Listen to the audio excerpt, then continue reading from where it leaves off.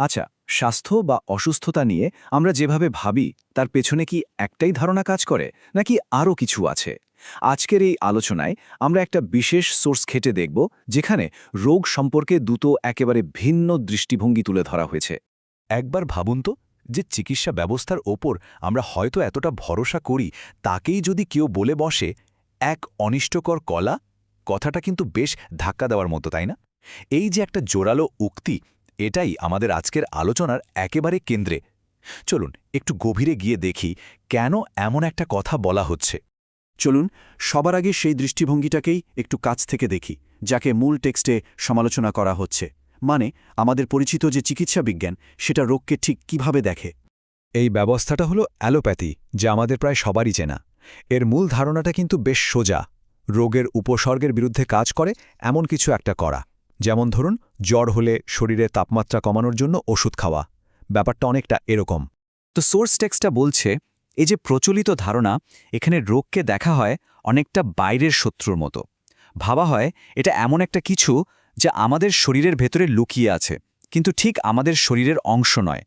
টেক্সটের ভাষায় বলতে গেলে এই ধারণাটা আসলে এক ধরনের বস্তুবাদী মনের কল্পনা। বেশ, প্রচলিত ধারণাটা তো মোটামুটি বোঝা গেল, কিন্তু এর বিকল্পটা কি?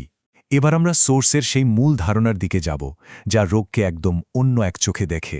এই বিকল্প ধারণার একেবারে কেন্দ্রে আছে জীবন নীতি বা জীবনী শক্তির একটা ভাবনা। এটা কি? এটা হলো এমন এক অদৃশ্য প্রাণ সঞ্চারকারী শক্তি, যা আমাদের শরীরকে বলতে পারেন চালায়। যতক্ষণ এই শক্তিটা নিজের ছন্দে, মানে একটা সামঞ্জস্যের মধ্যে কাজ করে, ততক্ষণই আমরা সুস্থ থাকি। এই স্লাইডটা দেখুন, কি দারুণ একটা ব্যাপার। এখানে কিন্তু মূল সোর্স টেক্সটটাই তুলে ধরা হয়েছে। এই যে প্রাণ সঞ্চারকারী শক্তির কথা আমরা বলছি, তাকে এখানে বলা হচ্ছে জীবন শক্তি। তার মানে এই ধারণাটা কোনো বানানো কথা নয়, এটা সরাসরি এই টেক্সট থেকেই উঠে আসছে। এক কথায় বললে, এই মতবাদ অনুযায়ী স্বাস্থ্য মানে কিন্তু শুধু কোনো জীবাণুর না থাকা নয়।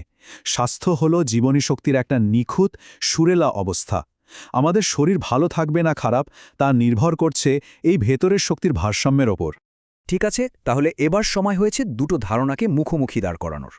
চলুন এদের মধ্যেকার মূল পার্থক্যগুলো একদম পরিষ্কার করে বুঝে নেওয়া যাক। তাহলে আসল বিতর্কটা কোথায়?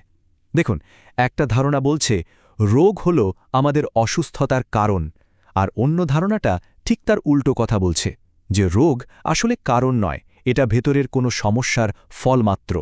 তার মানে একটা দৃষ্টিভঙ্গি রোগের বিরুদ্ধে যুদ্ধ ঘোষণা করতে চায়, আর অন্যটা চায় শরীরের হারানো ভারসাম্যটাকেই ফিরিয়ে আনতে। আর অসুস্থতার এই ক্রমটা দেখলে বিষয়টা আরও পরিষ্কার হয়ে যাবে।